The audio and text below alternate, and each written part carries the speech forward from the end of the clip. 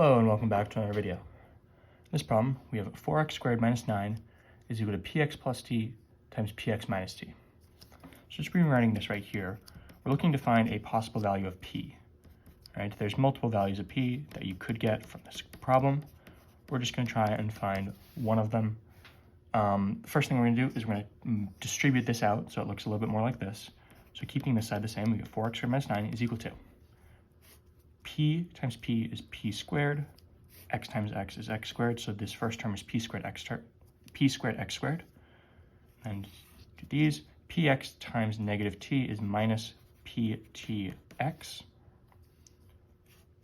Adding these inner terms, again, t times px is plus ptx, and then our last multiplication is t times negative t is minus t squared. So 4x squared minus 9 is equal to p squared x squared, and then minus ptx plus ptx.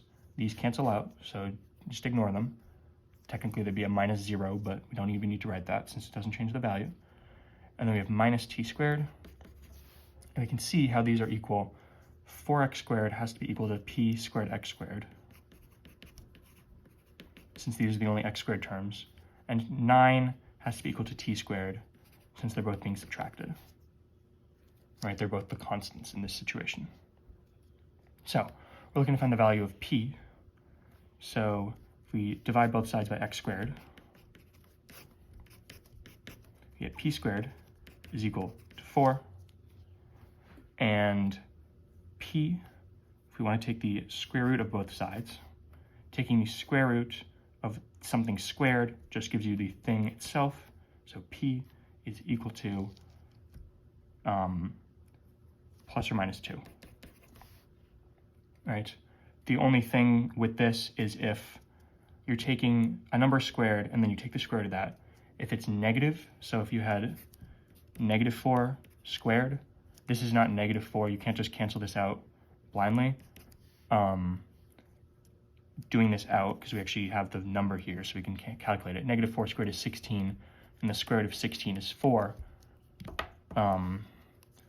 Is just positive 4, which is not negative 4. It's sort of negative of negative 4. So that's where this plus or minus 2 comes from. You can write it in front of the p, but it's easier to think about if you just add it onto the 2. So p is equal to 2, or p is equal to negative 2.